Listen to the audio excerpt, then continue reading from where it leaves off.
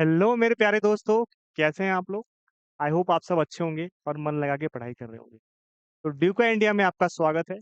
जैसा कि आपको पता है कि ड्यूका इंडिया में हम एजुकेशन सर्विस प्रोवाइड करवा रहे हैं गवर्नमेंट स्कूलों के बच्चों के लिए, जिसमें आज हम क्लास 11th का एक इम्पॉर्टेंट टॉपिक लेके आने वाले हैं, जिसका नाम है थर्मोडायनेमिक्स। देखो, थर्मोडायनेमिक्स क्या होता है ना, सिस्टम्स क्या होते हैं, सराउंडिंग्स क्या होते हैं, ये मैं आपको पहले क्लास में बता चुका हूँ। आज के इस लेक्चर में मेरा मेन फोकस होगा थर्मोडायनेमिकल एक थर्मोडायनामिकल प्रॉपर्टी के बारे में, है ना। ठीक है, उनके बारे में हम डिस्कशन करेंगे, है ना। हम वर्क के बारे में डिस्कस करेंगे, वर्क क्या होता है, वर्क का फॉर्मूला क्या होता है, फर्स्ट लॉ ऑफ थर्मोडायनेमिक्स क्या होता है, साइन कन्वेंशन ऑफ वर्क क्या होता है, साइन कन्वेंशन ऑफ हीट क्या होती है। इन सब चीजों के बारे में आज हम, है ना, वन बाय वन डिस्कशन करने वाले हैं। ठीक है, चलो स्टार्ट करते हैं। सबसे पहली चीज जो हमारे लिए इंपॉर्टेंट है, दैट इज थर्मोडायनेमिकली होता क्या है। यदि मैं वर्क के बारे में बात करूं, है ना, पहले वर्क के बारे में बात करते हैं, उसके बाद हम साइन कन्वेंशन देखेंगे। ठीक है, तो वर्क होता क्या है, चलो वर्क के बारे में बात करते हैं। चलो, तो हम किसके बारे में बात कर रहे हैं दोस्तों? वर्क के बारे में। तो वर्क क्या क्या है भाई, वर्क क्या क्या सीन है, कैसे वर्क समझेंगे हम, इसके बारे में सोचते हैं। इस बात को ऐसे सोचो कि मान लो कि हमारे पास एक पिस्टन है, थर्मोडायनेमिकली मैं वर्क कर रहा हूँ। तो सपोज कीजिए कि मेरे पास एक पिस्टन है ना। और पिस्टन क्या है, हमारा सिस्टम है। सिस्टम, मैंने क्या बोला था? सिस्टम क्या होता है? जिस चीज पे आप वर्क करते हो ना, that is called a system. और सिस्टम को छोड़ के बाकी सारी चीजें सराउंडिंग होती है। तो ये पिस्टन हमारा क्या सिस्टम है, क्योंकि पिस्टन पे हम वर्क कर रहे हैं। ठीक है, और पिस्टन को छोड़ के वो हमारी सराउंडिंग हो जाएगी। और यहाँ पर हम, ये मेरी बाउंड्री है, पिस्टन की ये बाउंड्री है। ठीक है, ये मेरा पिस्टन है। और पिस्टन के अंदर हमारे पास ये गैसेस भरी है, मान लो। तो पिस्टन में गैस है। ठीक है, और आपको पता है कि पिस्टन क्या करता है, रेसिप्रोकेटरी मोशन करता है। ठीक है, रेसिप्रोकेटरी मोशन करता है। समझ में आया? तो मेरे पास क्या था, ये पिस्टन था, और पिस्टन क्या कर रहा है, एक वर्क कर रहा है ना।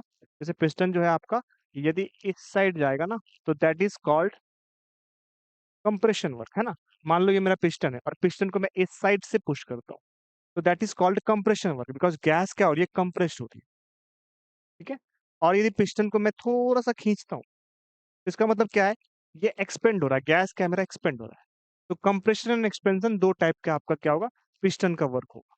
ठीक है, अब चलो हम डिस्कस करते हैं कि भाई पिस्टन पे हमने क्या करा, गैसेस मॉलिक्यूल डाले, और वो गैसेस मॉलिक्यूल क्या करेंगे, एक्सपेंड करेंगे। ठीक है, या फिर कंप्रेस्ड होगा। ठीक है, अब हम इसका वर्क का देखने वाले हैं कि आखिर वर्क हम कैसे इसको डिफाइन करेंगे पिस्टन के थ्रू। ठीक है, एक एक करके आपको मैं समझाता हूँ।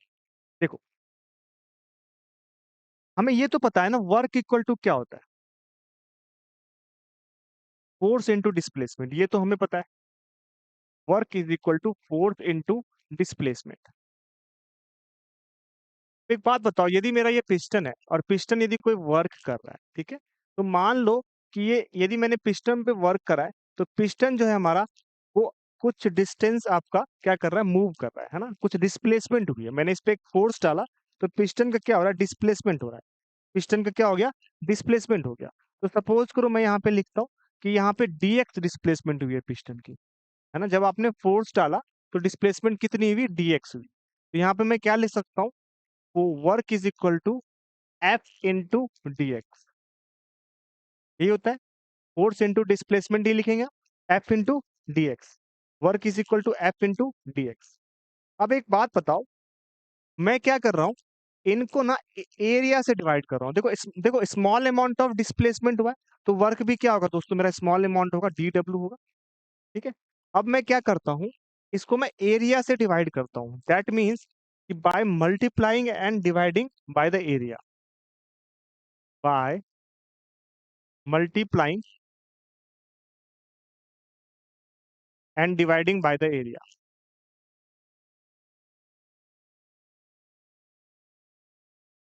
अब मैं एरिया से इसको मल्टीप्लाई और डिवाइड करूंगा। जब मैं इसको एरिया से मल्टीप्लाई और डिवाइड करूंगा तो क्या होगा, देखो, एरिया से मैंने क्या करा, d W is equal to,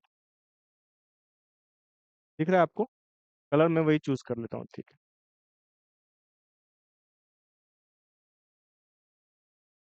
D W is equal to F by A. मैंने एरिया से क्या करा, इसको डिवाइड कर दिया, और एरिया से क्या करूंगा, मैं इसको मल्टीप्लाई कर दूंगा, है ना, where a is equal to area. हो सकता है एरिया से इसको मल्टीप्लाई और मैंने डिवाइड कर दिया, ठीक है। तो जब एरिया से आप मल्टीप्लाई और डिवाइड करोगे तो मेरे को एक चीज बताओ कि force by area equal to क्या होता है। Force by area equal to क्या होता है, सब बताओ। फोर्स बाय एरिया, तो फोर्स बाय एरिया जो है मेरा, that is nothing but, force by area is pressure. Force by area क्या होता है, प्रेशर होता है। तो force by area is pressure, और यहाँ पे मेरे पास क्या था, डी डब्ल्यू था, और यहाँ पे डी एक्स इंटू टू ए। अब एक बात बताओ, area into length, area into length क्या होगी, वॉल्यूम ही तो होगी। एरिया इंटू लेंथ वॉल्यूम ही तो होगी। मान लो मुझे किसी चीज की वॉल्यूम निकालना है, तो मेरे को एरिया से यदि मैं मल्टीप्लाई करूँ लेंथ को या थिकनेस को, तो वो वॉल्यूम ही तो होती है। तो यहाँ पे क्या होगा, यहाँ पे डीवी होगा, क्या होगा, डीवी।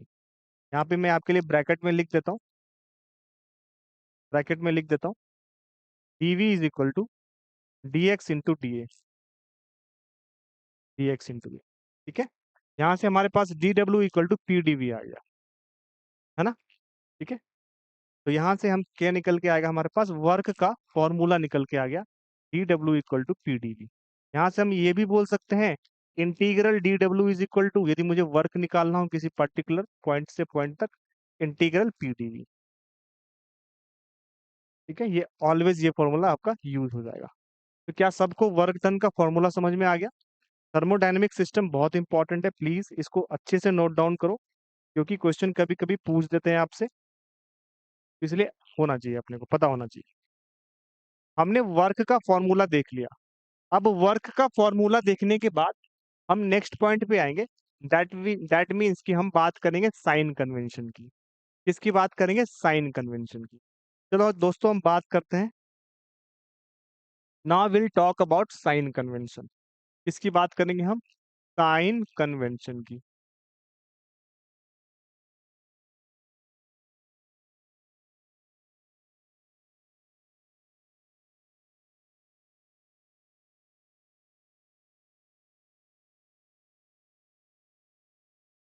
साइन कन्वेंशन की।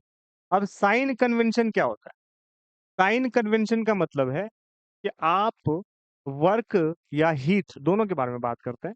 वर्क और हीट का साइन कन्वेंशन क्या होगा, यानी कब उसकी वैल्यू हम पॉजिटिव मानेंगे और कब उसकी वैल्यू हम निगेटिव मानेंगे, इसके बारे में बात करते हैं। तो मान लीजिए कि मेरा ये वर्क है, मान लो कि मेरा ये सिस्टम है, ये क्या है, मेरा सिस्टम है, ठीक है।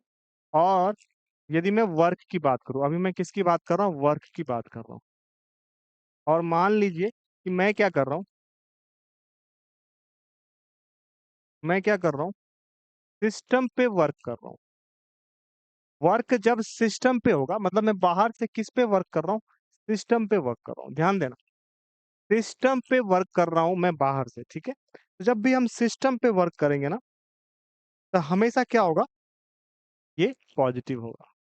सिस्टम पे वर्क करेंगे हमेशा पॉजिटिव होगा, ये चीज याद रखना, सिस्टम कभी वर्क करना नहीं चाहेगा, है ना। यदि सिस्टम पे कोई और वर्क कर रहा है ना, दैट मीन्स कि साइन कन्वेंशन इसकी क्या होगी, पॉजिटिव होगी। क्या होगी दोस्तों, पॉजिटिव होगी।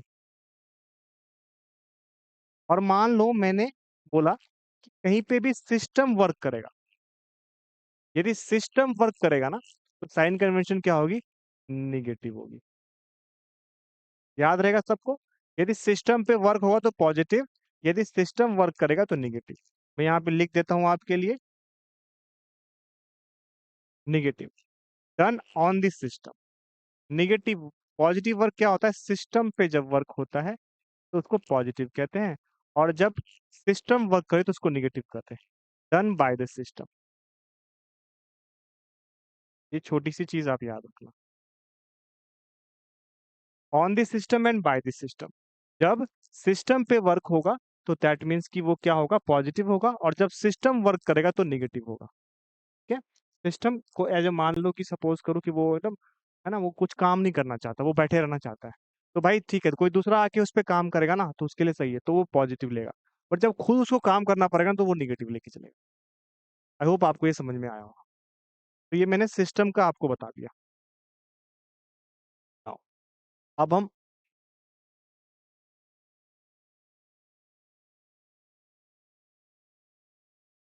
ये कैसे मूव हो गया भाई?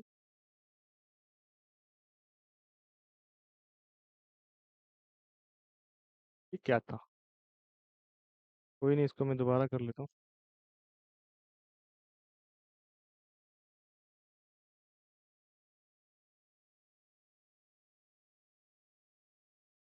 ठीक है, अब चलो, अब हम बात करते हैं किसके बारे में? वर्क हो गया हमारा, अब हम बात करते हैं हीट के बारे में। अगेन हम सिस्टम लेंगे एक। सिस्टम सिस्टम कर लो, अगेन हम एक सिस्टम लेंगे, और यदि हीट जो है मेरा, यदि हम बात कर रहे हैं हीट की,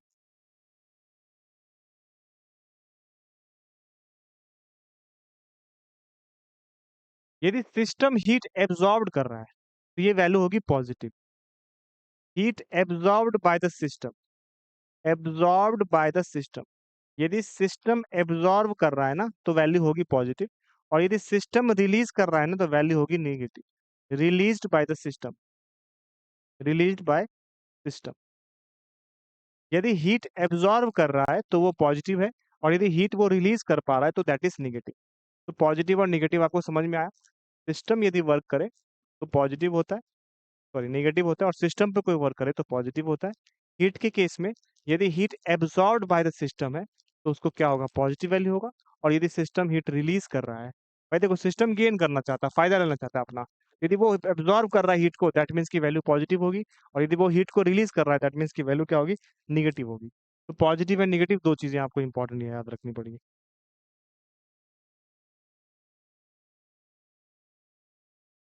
चलो, अब देखो वर्क, मैंने आपको साइन कन्वेंशन बता दिया, मैंने आपको वर्क डन का समझा दिया, ठीक है। अब आप इसको ऐसे समझो कि मैं आपको एक चीज समझाना चाहता हूँ कि वर्क जो है ना, दो टाइप का होगा।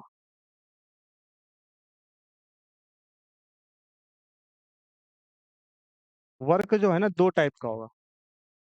पहला जो है अपना,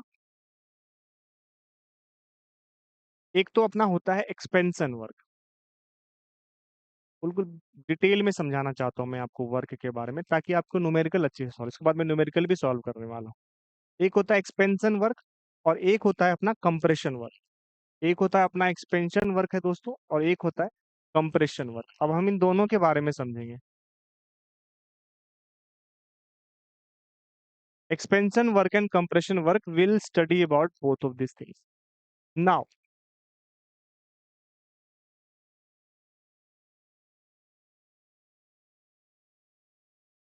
होता क्या है? सपोज मैं एक्सपेंशन वर्क के बारे में बात कर रहा हूँ,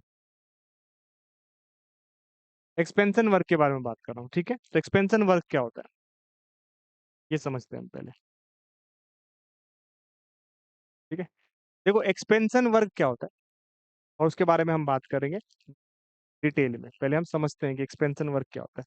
मान लो कि मेरा ये पिस्टन है, और यहाँ पर मैंने डाला है पिस्टन पे ये सिलेंडर है, और सिलेंडर का ये पिस्टन डाला है, ठीक है, पिस्टन डाला है। इसके अंदर क्या है? मान लो मेरे गैसेस है, मान लो कि मैंने गैसेस मॉलिक्यूल डाल दिया इसके अंदर,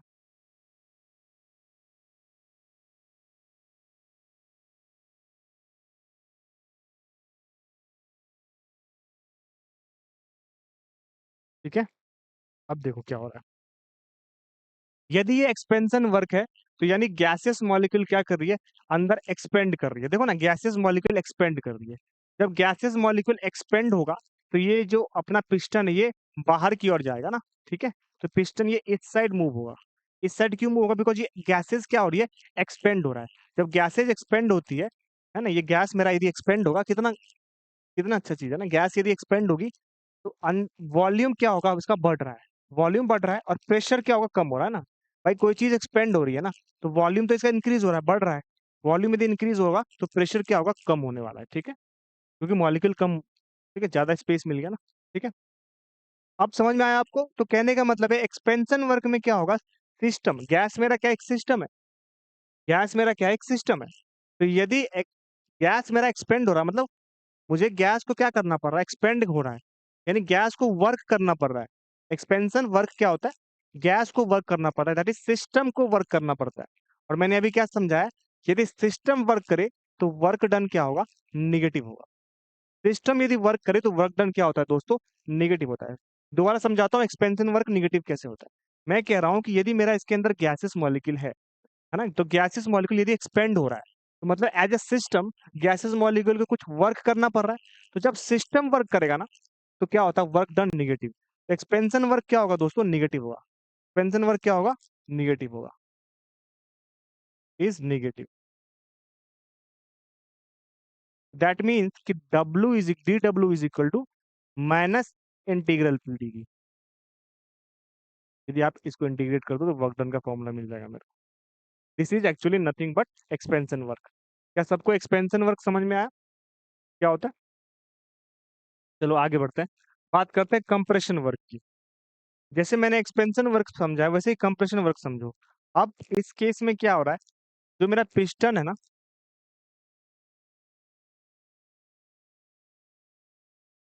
वो क्या कर रहा है, कंप्रेस्ड कर रहा है। पिस्टन को अब मैं क्या कर रहा हूँ दोस्तों, कंप्रेस्ड कर रहा हूँ।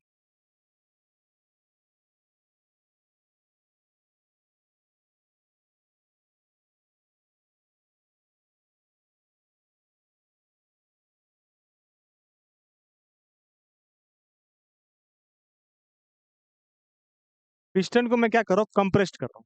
तो जब मैं पिस्टन को कंप्रेस्ड करूंगा तो अंदर की वॉल्यूम को मैं रिड्यूस करूंगा, अंदर की वॉल्यूम को मैं रिड्यूस करूंगा। ठीक है, पिस्टन को मैं कंप्रेस करूंगा, मतलब बाहर से कोई वर्क हो रहा है किस पे, गैस पे, सिस्टम पे, तभी तो उसकी वॉल्यूम कम हो रही है, कंप्रेस्ड हो रहा है ये। ठीक है, तो कंप्रेशन वर्क जो होगा वो क्या होगा, सिस्टम पे वर्क नहीं कर रहा, सिस्टम पे कोई और वर्क कर रहा बाहर से। तो कंप्रेशन वर्क क्या होता है दोस्तों, पॉजिटिव होता है। बिकॉज मैंने क्या समझाया था, यदि सिस्टम पे कोई और वर्क कर रहा है, बाहर से सिस्टम पे वर्क हो रहा है, तो वर्क डन क्या होगा, पॉजिटिव होगा। Integral D W is equal to positive integral P D we. ठीक है, हमें एक्सपेंशन वर्क ही पढ़ना है, हमें सिस्टम को वर्क करवाना है।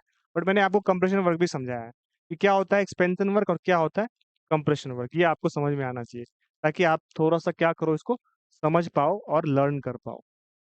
ठीक है, क्या आपको वर्क डन समझ में आ गया, वर्क डन का साइन कन्वेंशन समझ में आ गया, वर्क डन का फॉर्मूला आपको समझ में आ गया? ठीक है, अगले टॉपिक में हम बात करते हैं फर्स्ट लॉ ऑफ थर्मोडायनेमिक्स। किसके बारे में बात करेंगे, फर्स्ट लॉ के बारे में। नाउ हमारा क्या है, first law of thermodynamics. First law,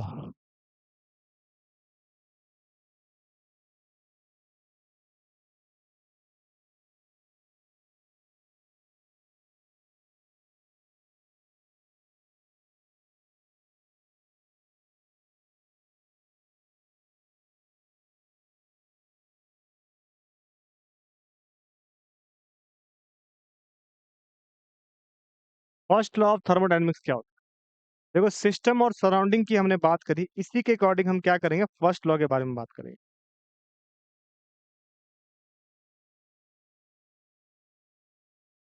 ठीक है, तो फर्स्ट लॉ ऑफ थर्मोडायनेमिक्स कहता है delta U is equal to Q plus W, यानी change in internal energy is equal to heat plus work done.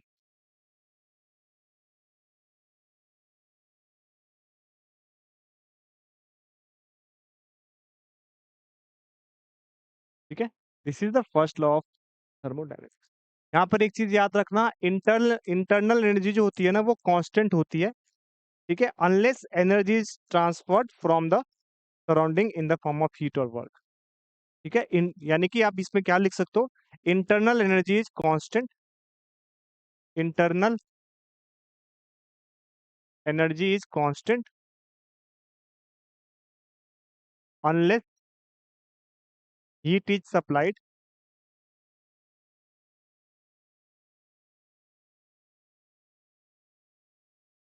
From the surrounding,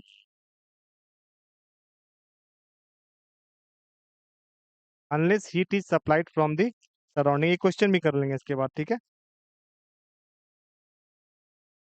और work done है ना भाई।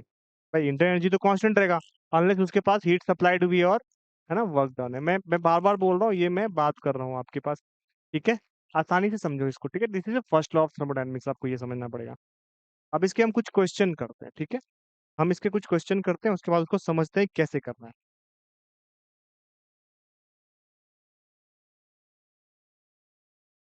अब देखो क्वेश्चन क्या कह रहा है कि 50 joule of heat is supplied. मान लो कि मैंने आपको एक क्वेश्चन लिया है, 50 joule of heat is supplied, question है आपका 50 joule of heat is supplied, ठीक है। 50 joule of heat is supplied to a system, to a system, calculate, calculate the work done, calculate the work done, calculate the work done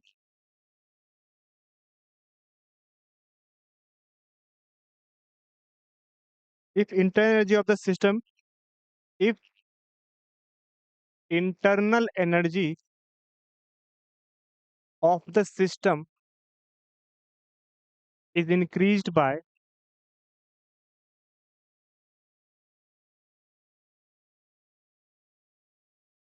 80 joule, ठीक है। if internal energy of the system is increased by 80 joule, कह रहा है 50 joule of heat is supplied to the system, if internal energy of the system is increased by 80 joule, find the work done, ठीक है। इसको करते हैं,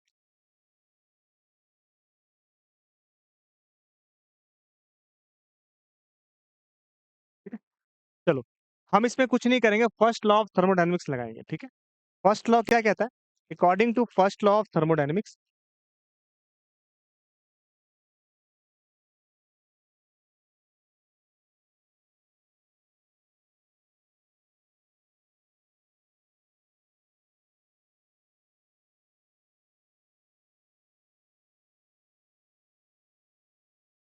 according to first law of thermodynamics, first law of thermodynamics क्या होता है?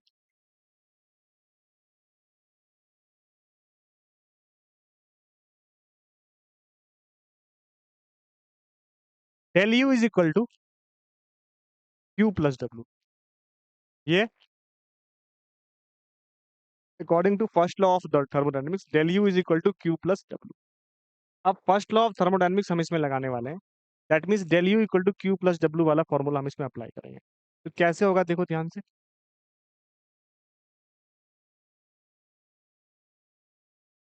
यहां पर एक बात बताओ, क्या लिखा हुआ है कि 50 joule of heat is supplied, यानी क्यू की वैल्यू कितनी हो गई, 50 हो गई, plus W is equal to work done, तो मुझे निकालना है। Internal energy of the system is increased by 80 joule, 80 joule से इंटरनल एनर्जी आपका इंक्रीज हुआ है, यानी कि डेल्टा यू की वैल्यू कितनी हो जाएगी, 80 हो जाएगी। ये वैल्यू कितनी होगी, डेल्टा यू, और ये वैल्यू कितनी होगी, Q। तो यहां से हम लगाएंगे, इसका मतलब डब्ल्यू की वैल्यू कितनी हो जाएगी, 30। आसान है, क्लियर है यहाँ तक दोस्तों? कोई दिक्कत है? क्या आपको समझ में आया, मैंने क्या बताया आपको, क्या समझाया, क्या सिखाया, है ना?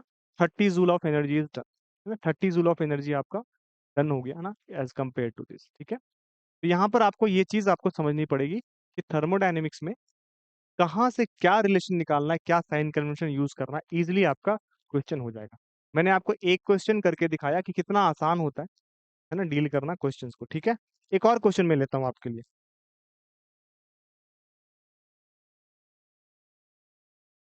सपोज करो मैं आपसे क्वेश्चन पूछता हूँ,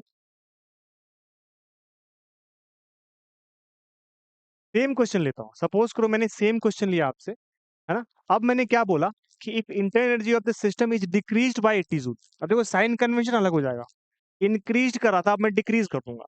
सेम क्वेश्चन लेता हूं मैं कि 50 joule of heat is supplied to the system, calculate the work done if internal energy of the system is decreased by 80 joule. तो यहाँ पे मैं सेम क्वेश्चन लिख दे रहा हूँ आपके लिए, if 50 joule of heat is supplied to the system,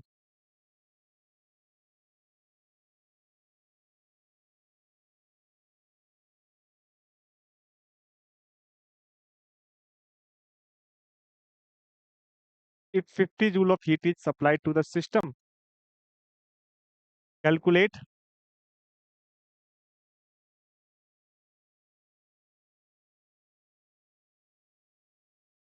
the work done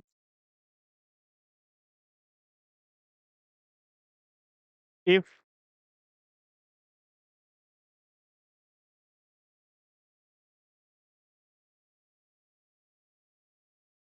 internal energies if internal energy of the system is decreased. पहले क्या था, इंक्रीज था, अब क्या होगा, डिक्रीज। डिक्रीज, अब देखो साइन कन्वेंशन मैंने उल्टा कर दिया। तो देखो साइन कन्वेंशन से क्या फर्क पड़ता है, देखो पहले में पहला क्वेश्चन सेम क्वेश्चन था, उसमें मैंने इंक्रीज किया था, अब मैंने क्या करा, डिक्रीज कर दिया। अब साइन कन्वेंशन उल्टा करने से क्या होगा, अपना आंसर चेंज हो जाएगा। अब देखो हमने पहले क्या किया था, 50 जूल ऑफ हीट सप्लाई किया था और वर्क डन निकालना था। If the system inter energy हमने इंक्रीज किया था 80 जूल से। अब हम क्या कर रहे हैं, इंटर एनर्जी को डिक्रीज कर रहे हैं 80 जूल से। तो कुछ नहीं करेंगे, हम फर्स्ट टर्म लगाएंगे विथ साइन कन्वेंशन। तो मतलब del U is equal to Q plus W लगाएंगे आराम से, कोई दिक्कत नहीं है। इसको यहाँ पे आप अप्लाई करो पहले, ठीक है। This is the our formula, इसको हम अप्लाई कर रहे हैं फर्स्ट लॉ ऑफ थर्मोडायनेमिक्स के। अब ये होता है हमारा फॉर्मूला। अब इसमें मैंने क्या लिखा, डेल यू की वैल्यू कितनी होगी ये बताओ। सबसे पहले क्यू की वैल्यू तो ये हो जाएगी 80 जूल इज सप्लाइड, यानी प्लस 40, यानी क्यू की वैल्यू कितनी है, प्लस 50 है। तो दैट मीन्स कि प्लस 50 होगी ये, और plus W is equal to. अब बताओ, ये कह रहा है कि internal energy is decrease by the 80 joule. इसका मतलब ये क्या हो गया, डेल यू की वैल्यू कितनी हो गई, -80 जूल, क्योंकि डिक्रीज हुआ है तो ना साइन निगेटिव होगा, है ना। तो -80 जूल, यानी -80 लिख देंगे यहाँ पर। तो यहां से निकल के आ जाएगा डब्ल्यू की वैल्यू कितनी हो जाएगी, 50 plus 80 is equal to 130 joule. कितना आसान है, बहुत आसान है। साइन कन्वेंशन आप याद रखो, कभी प्रॉब्लम नहीं आएगी आपको। साइन कन्वेंशन आप याद रखो, कभी प्रॉब्लम नहीं आएगी, ठीक है। ये इंपॉर्टेंट है आपका। कई बार बच्चे साइन कन्वेंशन नहीं याद रखते तो चीजें भूल जाते हैं।